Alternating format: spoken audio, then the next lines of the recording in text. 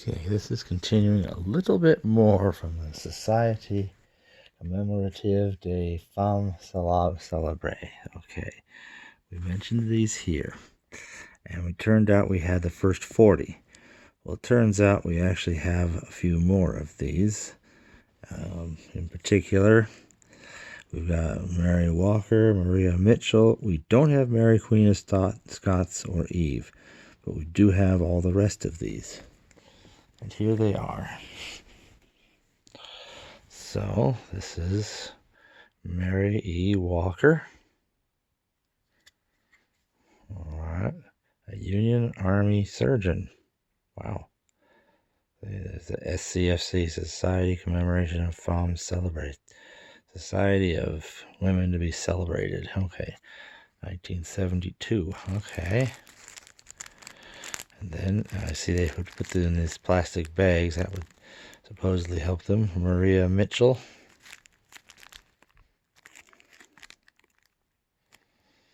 Okay. And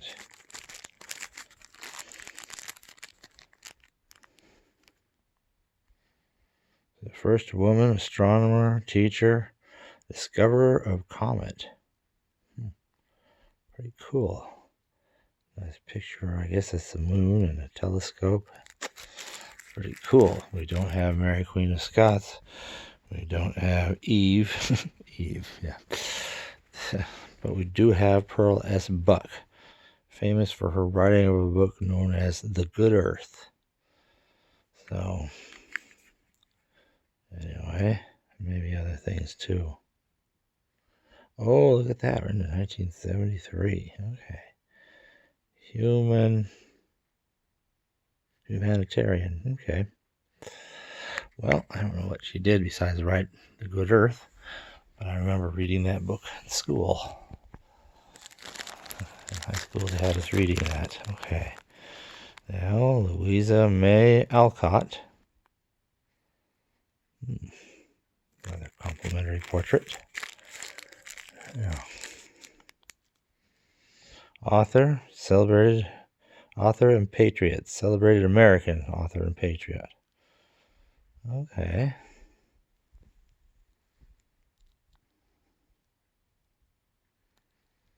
Trying to find a good way to light hold this in the bag. Okay, and we had Grandma Moses. That's the one they show in the book, by the way, is Grandma Moses. Well, we've often heard of Grandma Moses. Well, there she is. That's her. And this just shows some sort of a church. Maybe she ran a church or something. Okay. Then, Laura Secord. Okay. And Canadian heroine. Yeah. Just kind of, ooh, 74. So these actually go a few months into 1974.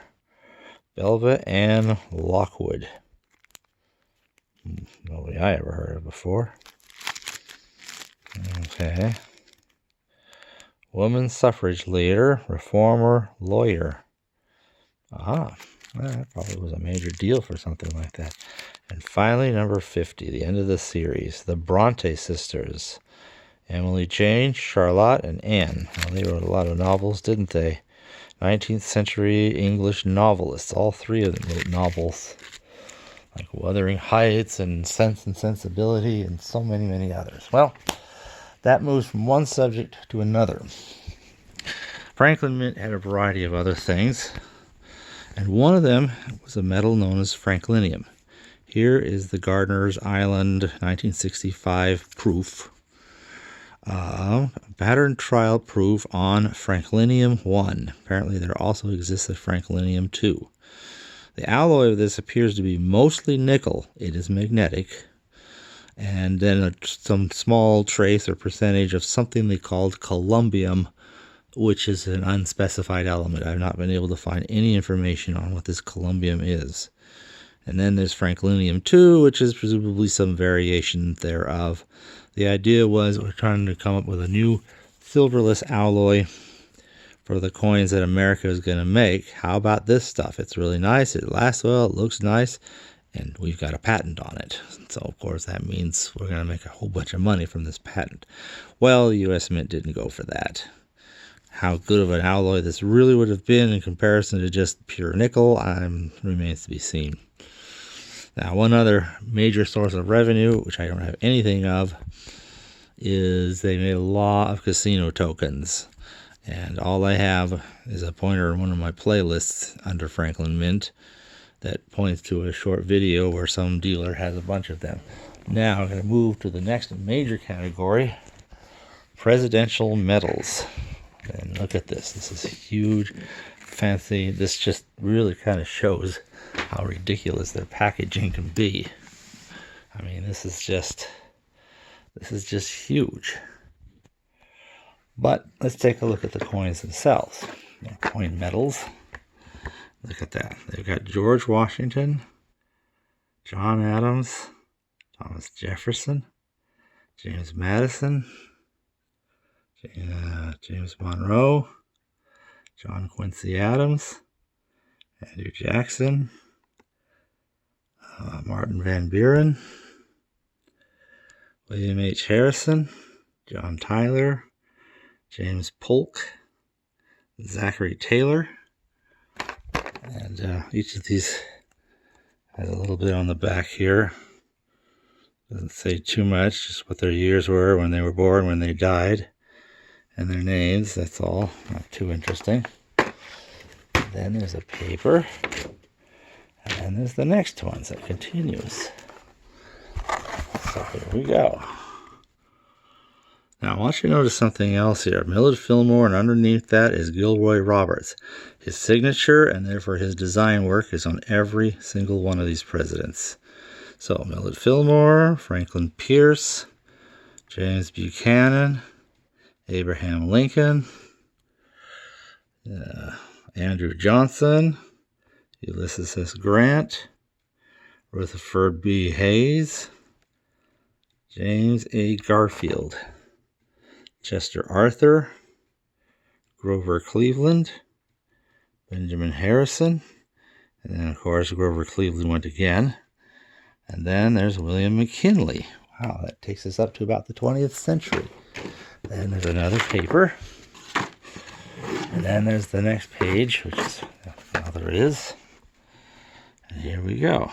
Theodore Roosevelt, William H. Taft, Woodrow Wilson, Warren G. Harding,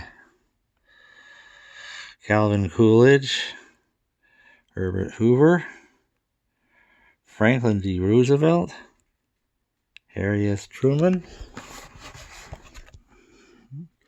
Dwight D. Eisenhower, John F. Kennedy. See, now that's a whole different portrait done by the same guy. He did the $50. Let's see, it's interesting doing it face on. Okay. And after that, we got Lyndon B. Johnson. And finally, Richard Nixon. So, that's pretty cool. They all look the same on the back, no difference. You know, he's got his name, when he's born, and where, what years he served as president, and when he died. That's all they have. Beautiful eagle, though, they have on each of these. Same eagle. So, it's pretty cool. And there's that little FM mint mark there to the left of the shield. Okay, well, we'll have more about another presidential series in the next video, a couple of videos talking about those they made for a real shell game here. I'll just call it a shell game for Shell Oil. Okay, that'll do.